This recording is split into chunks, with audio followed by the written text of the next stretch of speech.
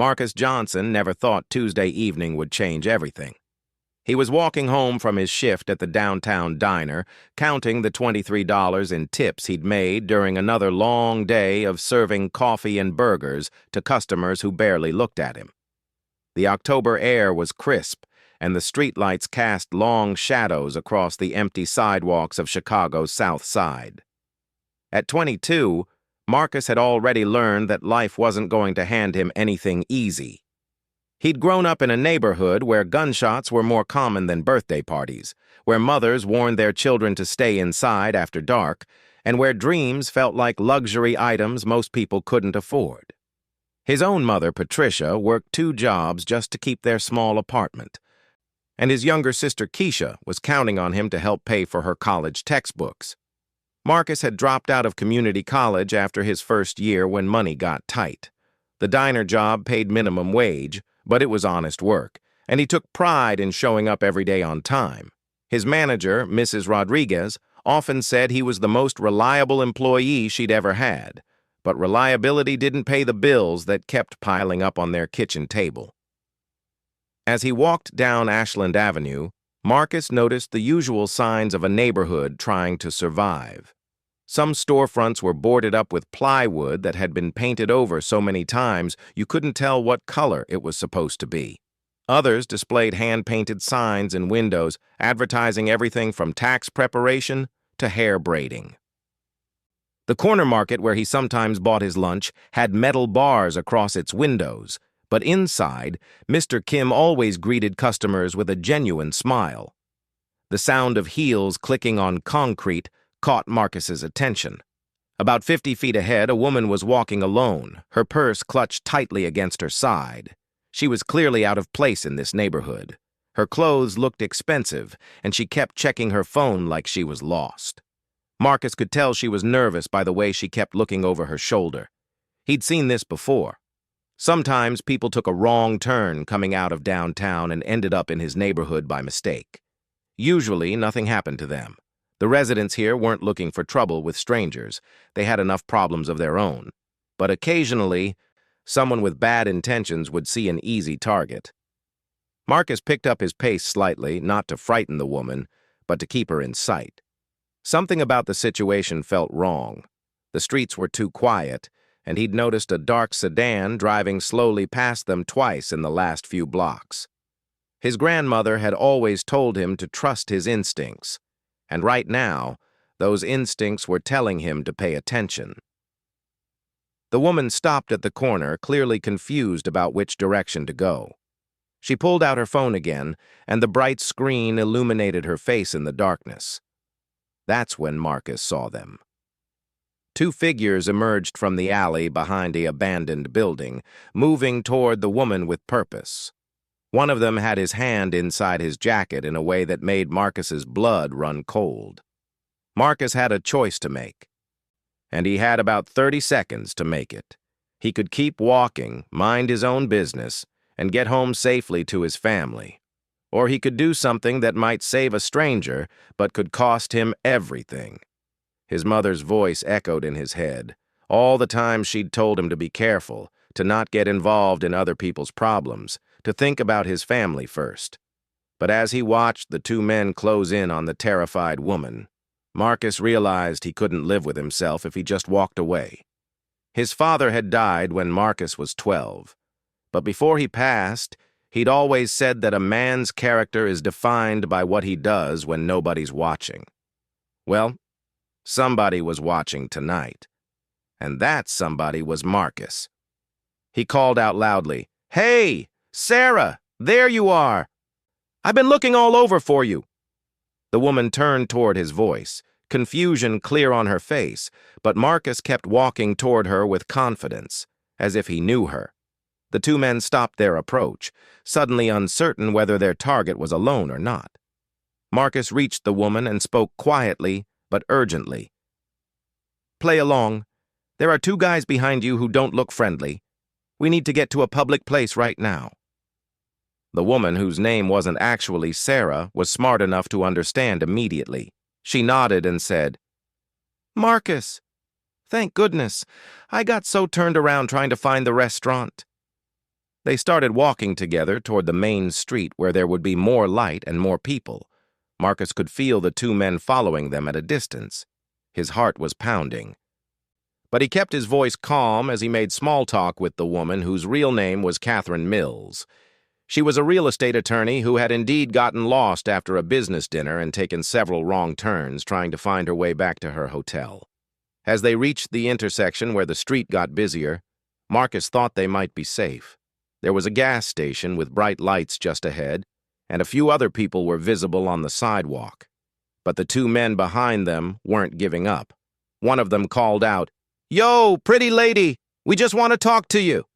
Catherine gripped Marcus's arm tighter. "They're not going away," she whispered. Marcus looked around quickly, assessing their options.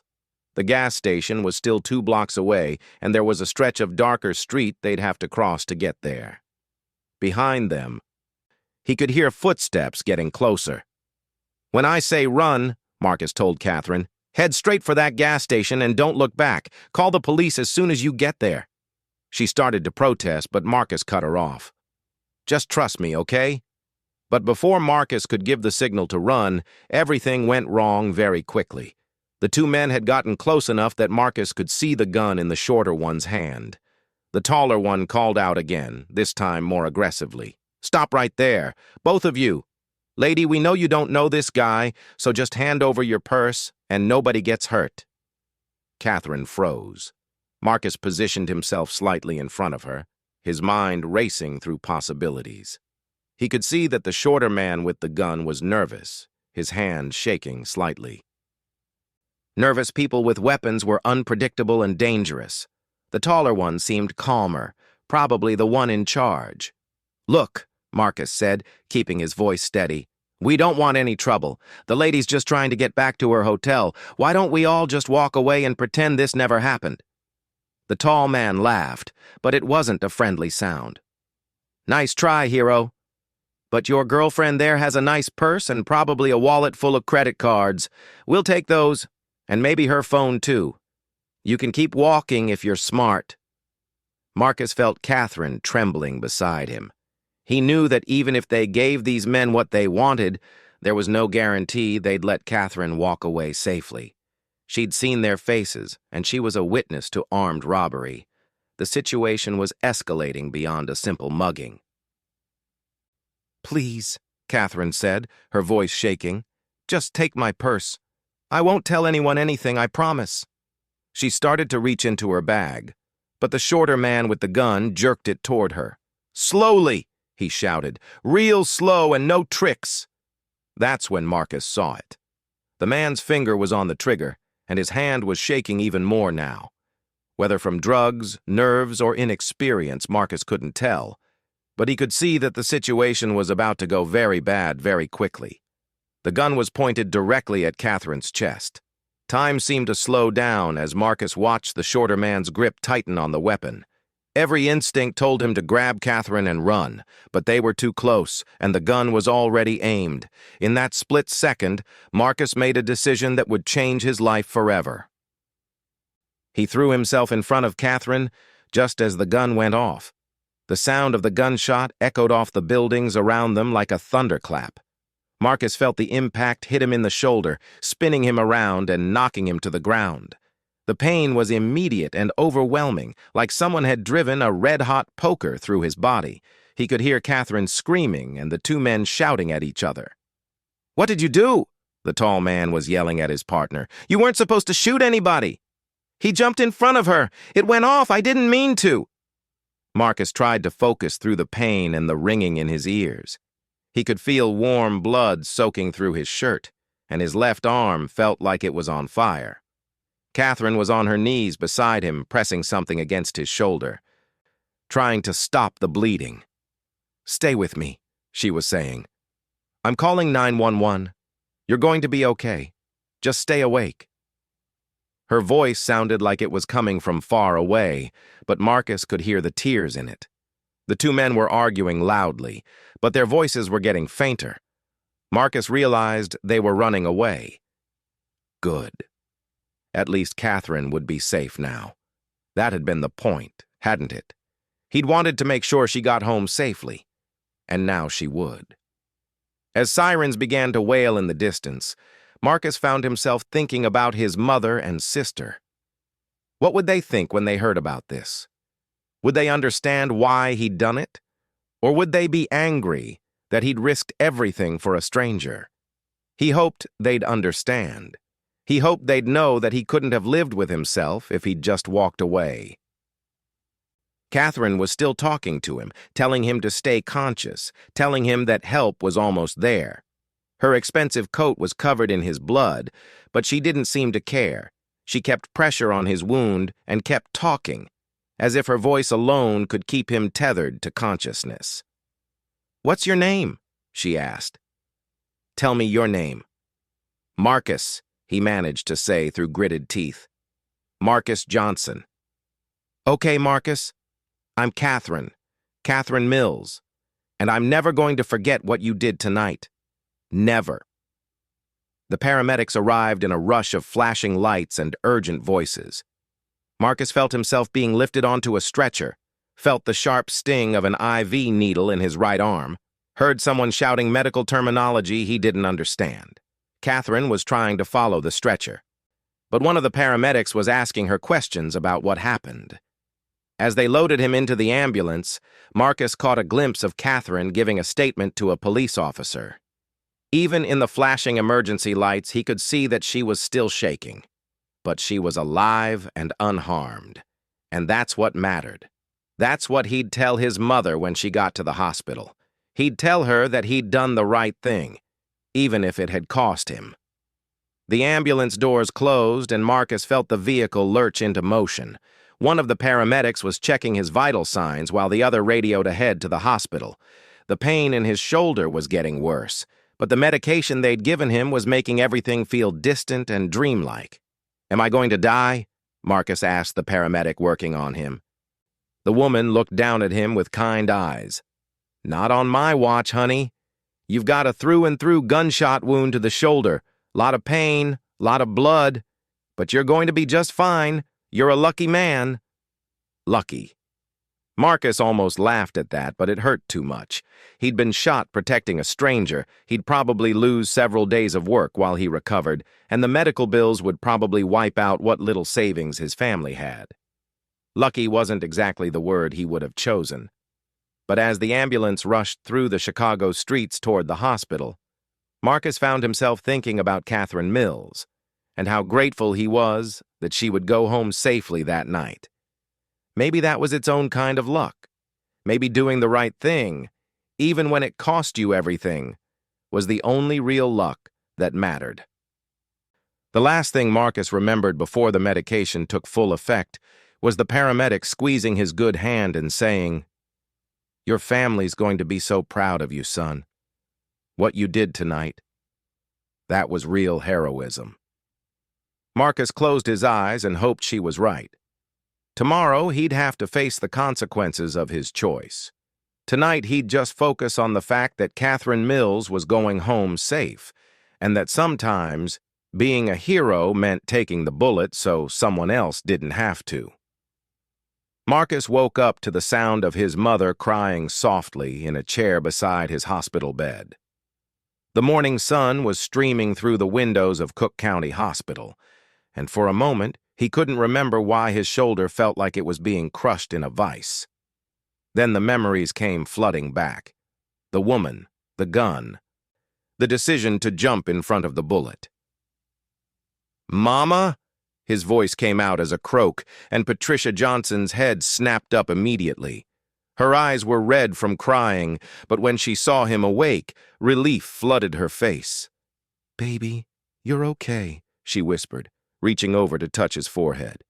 "Thank God you're okay." Behind her, his sister Keisha was curled up in another chair, still asleep. She'd obviously been there all night, too. "How long was I out?" Marcus asked, trying to sit up and immediately regretting it as pain shot through his left side. "About 12 hours. It's Wednesday morning, almost 9 o'clock. The doctors said the surgery went perfectly. The bullet went clean through without hitting any major arteries or bones. You're going to be fine, Marcus, but..." Patricia's voice broke a little. When that police officer called me last night and said you'd been shot, I thought I was going to lose you just like I lost your father." Marcus reached over with his good hand and squeezed his mother's fingers. "I'm sorry, Mama. I didn't mean to scare you. But I had to do something. That woman was in real danger." Before Patricia could respond, there was a soft knock on the hospital room door. A nurse peeked in, followed by someone Marcus didn't expect to see, Catherine Mills. She looked very different in the daylight. Her expensive business suit had been replaced with jeans and a sweater, and she was carrying a large bouquet of flowers and what appeared to be a gift basket. "I hope I'm not intruding," Catherine said quietly. "I wanted to check on Marcus and see how he was doing." She looked at Patricia and Keisha, who was now awake and staring at this well-dressed white woman with curiosity. "You must be his family. I'm Catherine Mills. Your son saved my life last night." Patricia stood up slowly, taking in Catherine's appearance and demeanor. "You're the woman he protected?" "Yes, ma'am. If it wasn't for Marcus, I don't know what would have happened to me." Catherine's voice was thick with emotion. "I can never repay what he did, but I wanted to start by making sure he has the best possible care." She turned to Marcus, who was trying to process why this woman was here and why she looked like she'd been crying. "How are you feeling?" "Like I got shot," Marcus said with a weak smile. "But alive, so that's something." Catherine laughed, but there were tears in her eyes. "The doctors say you're going to make a full recovery, no permanent damage, though you'll need physical therapy for your shoulder." She paused, seeming to gather her courage for something. "Marcus, I need you to know that I've already spoken with my law firm about covering all of your medical expenses, every penny. You shouldn't have to pay anything for this." Patricia's mouth fell open. "Ma'am, that's very kind, but we can't accept—" "Please," Catherine interrupted gently. "This isn't charity. This is justice. Your son took a bullet that was meant for me. The absolute least I can do is make sure he doesn't go bankrupt because of it." Marcus looked at his mother, who was clearly struggling with accepting help from a stranger. He knew how proud she was, how hard she worked to provide for their family without asking anyone for anything. But he also knew what the medical bills from surgery and a hospital stay would do to their already tight budget. "Mama," he said quietly, "let her help.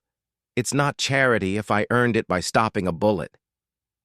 A nurse came in to check Marcus's bandages and vital signs, giving the family a few minutes to process Catherine's offer. When the nurse left, Catherine pulled a chair closer to Marcus's bed. "There's something else," she said. "I spent most of last night talking to the police and thinking about what happened. Then I called my brother, who works in television news. I told him about what you did, and he wants to do a story about it." Keisha perked up immediately. "You mean like on TV?" Catherine nodded. "Channel 7 News. My brother thinks this is exactly the kind of story people need to hear right now. A young man who risked his life to save a complete stranger with no thought of reward or recognition." She looked directly at Marcus. "But I wanted to ask your permission first. I know media attention isn't always comfortable, especially for someone who was just trying to do the right thing." Marcus thought about it. He'd never been on television before, never really wanted to be. But if it might help other people understand that there were good people in his neighborhood, people who cared about others regardless of race or class, maybe it would be worth it. "Will they tell the truth about what happened?" Marcus asked. "My brother's a good journalist. He'll tell your story exactly the way it happened, and he'll let you tell it in your own words." Patricia was looking worried. "Marcus, I don't know if this is such a good idea. You know how these news people can twist things around." But Keisha was practically bouncing in her chair. "Mama, this could be huge. Marcus is a hero. People should know about it." Before anyone could say anything else, there was another knock on the door. This time, it was Dr. Martinez, the surgeon who had operated on Marcus the night before. He was holding a newspaper and had a peculiar expression on his face. "Mr. Johnson, I wanted to check on you this morning, but I also wanted to show you something." He held up the Chicago Tribune. "You made the front page." Marcus's eyes widened as he read the headline, "Local Hero Takes Bullet to Save Stranger." Below it was a photo that someone had taken with their phone at the scene, showing Marcus being loaded into the ambulance while Catherine stood nearby, clearly distraught. Catherine took the newspaper and read the article aloud. It was surprisingly accurate and detailed, focusing on Marcus's courage and quick thinking. The reporter had interviewed several witnesses, including the gas station attendant who had seen the whole thing unfold and the paramedic who had treated Marcus in the ambulance. "How did they get all this information so fast?" Patricia asked. Dr. Martinez smiled. "The story's been picked up by several news outlets. Apparently, someone posted a video on social media last night, and it's been shared thousands of times." He showed them his phone, where a shaky video clearly showed Marcus throwing himself in front of Catherine just before the gunshot. Marcus watched himself make that split-second decision over and over again on the small screen. It was surreal seeing it from an outside perspective, seeing how fast everything had happened, seeing the moment that changed his life playing out in endless loop. "The hospital's been getting calls all morning," Dr. Martinez continued. "News stations, newspapers, people wanting to send flowers and gifts. The administrator asked me to let you know that if you want privacy, we can transfer you to a private room under a different name." Marcus looked at his family, then at Catherine. Everything was moving so fast, and he was still processing the fact that he'd been shot less than 24 hours ago. But something told him that running from the attention might not be the right choice. "No," he said finally. "If people want to know what happened, I'll tell them. But I want to make sure they understand that I'm not special. Anyone should have done what I did." Catherine squeezed his hand. "Marcus, that's exactly why you are special. Most people would have kept walking. You didn't." Over the next few hours, Marcus's hospital room became a revolving door of visitors. Catherine's brother David arrived with a camera crew and spent an hour interviewing Marcus about what had happened and why he'd made the choice to intervene. Marcus found that talking about it helped him process his own emotions about the experience. "I keep thinking about my father," Marcus told the camera. "He died when I was 12. But he always said that character is what you do when nobody's watching. Well, somebody was watching last night, and I couldn't live with myself if I just walked away." The interview was scheduled to air on the evening news, but even before it aired, something unexpected started happening. People began showing up at the hospital with flowers, cards, and gifts. Some were neighbors from Marcus's community who had seen the news coverage. Others were complete strangers who had been moved by the story. Mrs. Rodriguez from the diner came by with a huge card signed by all the regular customers. "Mijo," she said, tears in her eyes, "I always knew you were special. Now the whole world knows it too." But the most surprising visitor came late in the afternoon. A tall, distinguished man in an expensive suit knocked on the door and introduced himself as James Crawford, CEO of Crawford Development Group, one of Chicago's largest real estate companies. "Mr. Johnson," he said, shaking Marcus's good hand, "I read about what you did and I had to come meet you personally. What you did takes the kind of character and integrity that's rare in this world." Marcus wasn't sure where this was going, but something about the man's demeanor suggested this wasn't just a social visit. "I've been looking for someone to lead our new community outreach program," Crawford continued. "We're developing several projects in underserved neighborhoods, and we need someone who understands these communities from the inside, someone with credibility and moral authority. The salary would be $60,000 a year to start, with full benefits and opportunities for advancement." Patricia gasped audibly. $60,000 was more than she made working both of her jobs combined. "Sir," Marcus said carefully, "I appreciate the offer, but I need to be honest with you. I dropped out of college and I've been working at a diner. I don't have experience in real estate development. Crawford smiled. Mr. Johnson, after what you did last night, I'm not worried about your qualifications. Character can't be taught, but everything else can be learned. Would you be willing to at least think about it? Marcus looked at his mother, who was struggling not to cry, and at Keisha, who was staring at him with pure admiration. 24 hours ago, he'd been a diner worker with $23 in tips and a stack of overdue bills. Now he was being offered a job that would change his family's entire economic situation. I'll definitely think about it, Marcus said. As Crawford left his business card and departed, Catherine spoke up.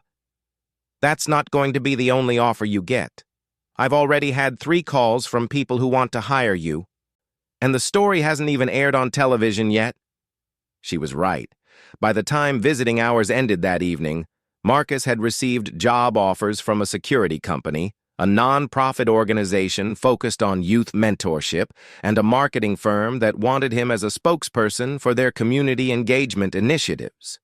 That night, as his family prepared to go home and let him rest, Marcus lay in his hospital bed thinking about how drastically his world had changed in less than 24 hours. The physical pain in his shoulder was manageable now, but the emotional weight of everything that was happening felt almost overwhelming. His phone, which Catherine had retrieved from the scene and had repaired, was buzzing constantly with messages from friends, neighbors, and even people he'd never heard of who had somehow gotten his number. Most of the messages were supportive, but a few made him uncomfortable. Some people seemed to think he was some kind of perfect hero, while others questioned his motives or suggested that the whole thing had been staged. The evening news interview aired at 10 o'clock, and Patricia had stayed late to watch it with him. Seeing himself on television felt strange and unreal. The reporter had done a good job of presenting the story accurately, but it still felt like they were talking about someone else, not Marcus Johnson from the South Side who couldn't afford to finish college. You did good, baby, Patricia said, squeezing his hand as the story concluded. Your father would be so proud of you. But as his mother kissed his forehead and prepared to leave, Marcus couldn't shake the feeling that his life had become something much bigger and more complicated than he was prepared for. The attention was flattering, and the opportunities were life-changing, but part of him wondered if he deserved any of it. He hadn't jumped in front of that bullet looking for fame or fortune. He'd done it because it was the right thing to do. As he drifted off to sleep, Marcus thought about Catherine Mills, and how her life had also been changed by those few seconds on Ashland Avenue. Tomorrow he'd have to start making decisions about which opportunities to pursue and how to handle his newfound status as a local hero. But tonight, he was just grateful to be alive and surrounded by people who loved him. The last thing Marcus remembered before sleep took him was the sound of rain beginning to fall against his hospital window, washing the streets clean for whatever tomorrow might bring. 3 months after the shooting, Marcus Johnson stood in front of a classroom full of high school students at Lincoln Park Academy, adjusting his tie nervously. The scar on his shoulder had healed well, leaving only a small mark that reminded him daily of the night that changed everything. But it wasn't the physical reminder that affected him most. It was the responsibility he felt every day to live up to the reputation he'd somehow acquired. So, said Jamal, a 17-year-old from the back row who reminded Marcus of himself at that age, you're telling us that you just jumped in front of a bullet for some random lady? Why would you do something that stupid? The other students laughed, but Marcus could hear the genuine curiosity behind the question. These kids were from neighborhoods just like his, places where survival often meant minding your own business and not getting involved in other people's problems. That's a fair question, Marcus said, perching on the edge of the teacher's desk. And honestly, if you'd asked me 6 months ago whether I would do something like that, I probably would have said no. I had my own problems to worry about. He looked around the room at the faces watching him. Some were skeptical, others curious, a few seemed genuinely engaged. These were the kids that the community outreach program was designed to reach, Young people who needed to see that there were paths forward, that their circumstances didn't have to define their futures. But here's what I learned that night, Marcus continued. Sometimes doing the right thing isn't about being brave or stupid. Sometimes it's just about not being able to live with yourself if you walk away when someone needs help. A girl named Shanice raised her hand. But what about your family? What if you had died? What would have happened to them? It was a question Marcus had wrestled with many times over the past 3 months, especially during the long conversations he'd had with his mother about his decision to accept the job with Crawford Development Group. That's the hardest part, Marcus admitted. My mom asked me the same thing. And the truth is, I didn't have time to think about all the consequences. I just saw someone in danger, and I reacted. He paused, thinking about how to explain the complexity of what had happened since. But you know what? Taking care of my family isn't just about making sure I stay physically safe. It's also about making sure I can respect the man I see in the mirror every morning. After the class ended, Marcus walked to his car thinking about how strange his life had become. 6 months ago, he'd been serving coffee at a diner, worried about paying rent and helping his sister with textbook money. Now he was driving a used Honda Civic that he'd been able to buy outright, heading to an office where he made more in a month than he used to make in 6 months. The job with Crawford Development had turned out to be more challenging and rewarding than he'd expected. James Crawford hadn't just been offering him a token position. He'd genuinely needed someone who could bridge the gap between the company and the communities where they were building affordable housing projects. Marcus's story had given him instant credibility in neighborhoods where residents were usually suspicious of outside developers. His phone rang as he pulled into the parking garage of the Crawford building downtown. The caller ID showed Catherine Mills, and Marcus smiled as he answered. Their relationship had evolved into something he hadn't expected, a genuine friendship built on mutual respect and shared experience. "Hey, Catherine. How's the legal world treating you today?"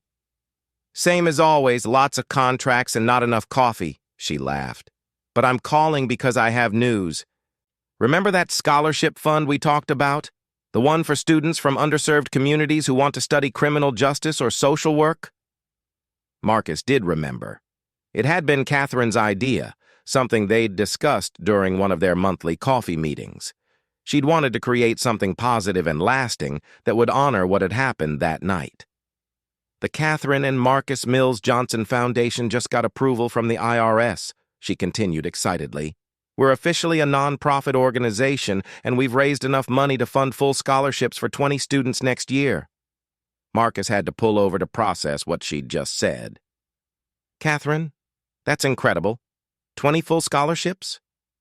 25, actually. Your story really resonated with people, Marcus. We've had donations from all over the country, from people who heard about what you did and wanted to contribute to something positive. Plus, several corporations have made major commitments." As Marcus sat in his car, phone pressed to his ear, he thought about the ripple effects that had spread out from those few seconds on Ashland Avenue. The scholarship fund was just one example. Crawford Development had launched a community investment program that was bringing jobs and resources to neighborhoods that had been overlooked for years. The high school where he'd just spoken had started a peer mentorship program based on discussions he'd had with the principal about the power of young people helping each other. "There's something else," Catherine said, and Marcus could hear the excitement in her voice. "Remember Detective Williams? The one who investigated the shooting?" Marcus remembered him well. Detective Williams had been thorough but kind during the investigation, and he'd kept Marcus updated on the case even after the 2 men who shot him had been arrested and charged. "He called me yesterday," Catherine continued. "He said the Chicago Police Department wants to bring you in as a consultant for their new community policing initiative. They want someone who understands both sides, someone the community trusts, but who also understands the challenges law enforcement faces." Marcus felt a familiar mix of excitement and apprehension. Every opportunity that had come his way over the past 3 months had been both thrilling and terrifying. Part of him still felt like he was pretending to be someone he wasn't. Like at any moment, someone would realize he was just the guy who used to serve hamburgers and ask him to go back to his old life. That evening, Marcus sat at his family's kitchen table with his mother and sister, going over Keisha's college applications. The stack of bills that used to dominate the table had been replaced with acceptance letters and scholarship offers. Keisha had been accepted to 3 different universities and had received enough financial aid to attend any of them without creating a burden for the family. "I still can't believe this is real sometimes," Patricia said, looking at a letter from Northwestern University. "A year ago, I was working 16-hour days just to keep us afloat, and now—" She didn't finish the sentence, but Marcus knew what she meant. Now they had health insurance through his job. Now they'd been able to move to a better apartment in a safer neighborhood. Now Keisha could pursue her dream of becoming a pediatric nurse without worrying about drowning the family in debt. "Mama," Marcus said quietly, "you worked those 16-hour days for years to keep us together and give us a foundation. Everything that's happened since is just building on what you already gave us." Keisha looked up from her laptop where she was working on an essay about overcoming adversity. "Marcus, what are you going to do about the police department thing? Are you going to take it?" Marcus had been thinking about that all day. The community policing position would mean working with law enforcement to improve relationships between police and residents in neighborhoods like the one where he'd grown up. It was important work. But it would also mean stepping even further into the public eye and taking on even more responsibility. "I think I am," he said slowly, "but not full-time. I want to keep working with Crawford on the housing projects, and I want to stay involved with the foundation and the speaking engagements. I think maybe I can do more good by working in multiple areas instead of just focusing on one thing." Patricia reached over and squeezed his hand. "Your father used to say that when God opens doors for you, it's not just for your benefit. It's so you can hold those doors open for other people." 2 weeks later, Marcus found himself standing in the same spot on Ashland Avenue where he'd been shot. He was there with a television crew that was doing a follow-up story on how his life had changed, but he'd asked for a few minutes alone first. The neighborhood looked the same in most ways. The same boarded-up storefronts, the same corner market with bars on the windows, the same sense that the people who lived here were fighting every day just to get by. But there were also signs of change. The Crawford Development Project was breaking ground 2 blocks away, bringing 40 units of affordable housing and a community center. The high school had received a grant to expand their mentorship program to other schools. Small improvements, but real ones. Marcus touched the spot on his shoulder where the bullet had hit him and thought about the strange chain of events that had brought him to this moment. He'd never sought to be a hero or a symbol or an inspiration. He'd just been a young man trying to get home safely who couldn't walk away when someone needed help. But maybe that was exactly what made it matter. Maybe the world needed more stories about ordinary people doing extraordinary things. Not because they were looking for recognition, but because they couldn't live with themselves if they didn't.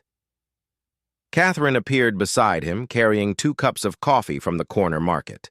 She'd insisted on coming to the filming, saying she wanted to be part of telling the complete story. "Any regrets?" she asked, handing him one of the cups. Marcus thought about it seriously. The past 3 months had been overwhelming at times. The media attention had been invasive and sometimes inaccurate. Some people in his old neighborhood thought he was showing off or trying to be better than them. Some of the opportunities he'd been offered felt too big, too important for someone with his background and experience. But then he thought about the 25 students who would get college scholarships next year. He thought about the families who would have decent, affordable housing because of the development projects. He thought about his sister, who would graduate from college debt-free and become the first in their family to earn a professional degree. No, he said finally. No regrets. I mean, I could have done without getting shot, but everything that came after, even the hard parts, have been worth it. The television crew called them over to begin filming, and Marcus took one last look around the intersection where his life had changed. In a few hours, he would go to the office and work on plans for the new community center. Tomorrow, he would meet with Detective Williams to discuss the community policing program. Next week, he would speak at the Foundation's first fundraising gala. 6 months ago, Marcus Johnson had been invisible, just another young black man from the South Side trying to make ends meet in a world that didn't seem to notice he existed. Tonight, he would be on television again, but not as a victim or a statistic or a problem to be solved. He would be there as someone who had proven that character and courage could change not just one life, but entire communities. As he walked toward the camera crew with Catherine beside him, Marcus thought about all the young people who might be watching the story. He hoped they would understand that heroes weren't people with superpowers or special training. Heroes were just ordinary people who chose to act when action was needed, who chose to stand up when they could have walked away, who chose to believe that their actions mattered even when the world told them they were nobody special. The reporter asked him the same questions he'd been asked dozens of times over the past 3 months. How did it feel to be called a hero? What would he say to young people who looked up to him? What advice would he give to others who found themselves in a situation where they could help someone in danger? Marcus answered thoughtfully, trying to be honest about both the rewards and the challenges that had come from his split-second decision. But the question he kept thinking about was one nobody had asked him yet. What would have happened if he had just kept walking that night? He'd never know the answer to that question, and he was grateful he didn't have to. Instead, he knew what had happened because he'd chosen to stop, to intervene, to risk everything for a stranger who needed help. He knew that his choice had created opportunities not just for himself and his family, but for dozens of other people whose lives had been touched by the foundation, the housing projects, and the programs that had grown out of that moment of courage. As the interview concluded and the camera crew began packing up their equipment, Catherine walked with Marcus back to their cars. The sun was setting over Chicago, painting the sky in shades of orange and pink that made even the roughest neighborhoods look beautiful. "You know what I think?" Catherine said as they reached the parking area. "What's that?" "I think that night on this corner we both got saved. You saved my life, but in a way your courage saved your own life too. You became the person you were always meant to be." Marcus considered her words as he got into his car. Maybe she was right. Maybe the man who had jumped in front of that bullet had always been inside him, waiting for a moment when character mattered more than safety, when doing right mattered more than playing it safe. As he drove home through the city streets, Marcus thought about tomorrow and all the tomorrows that would follow. There would be challenges and setbacks, times when the work felt too big and the responsibility too heavy. There would be people who questioned his motives and others who expected more from him than any one person could deliver. But there would also be students walking across graduation stages with diplomas they never thought they could afford. There would be families moving into safe, decent housing in neighborhoods that were finally getting the investment they deserved. There would be young people in classrooms like the one he'd visited that morning, learning that their circumstances didn't have to define their possibilities. Marcus Johnson had taken a bullet for a stranger, and in return, the world had given him a chance to be part of something bigger than himself. It wasn't the life he'd planned, but it was the life he'd earned, one choice at a time, one day at a time, one act of courage at a time. As he pulled into his driveway, Marcus could see his mother and sister through the kitchen window, probably working on Keisha's homework or planning for her upcoming college visits. They were his foundation, his motivation, his reminder of what really mattered. Everything else, the recognition, the opportunities, the chance to make a difference, was just the bonus that came from doing what he knew was right. Tomorrow would bring new challenges and new opportunities. Tonight, he would have dinner with his family and be grateful for the life that had grown out of a single moment when he chose not to walk away. Sometimes, Marcus had learned, the biggest changes come not from grand plans or careful strategies, but from split-second decisions to do the right thing, even when the cost seems too high to pay.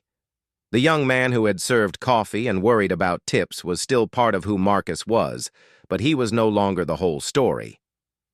Now he was also the man who had proven that heroism wasn't about being fearless. It was about being afraid and acting anyway, about caring more about others than about your own safety, about believing that every person's life has value worth protecting. As Marcus walked toward his front door, he touched the scar on his shoulder one more time and smiled. It was a good reminder to carry, a mark that proved sometimes the most important thing you can do is put yourself between danger and someone who needs protection. Sometimes taking the bullet is exactly what the world needs you to do.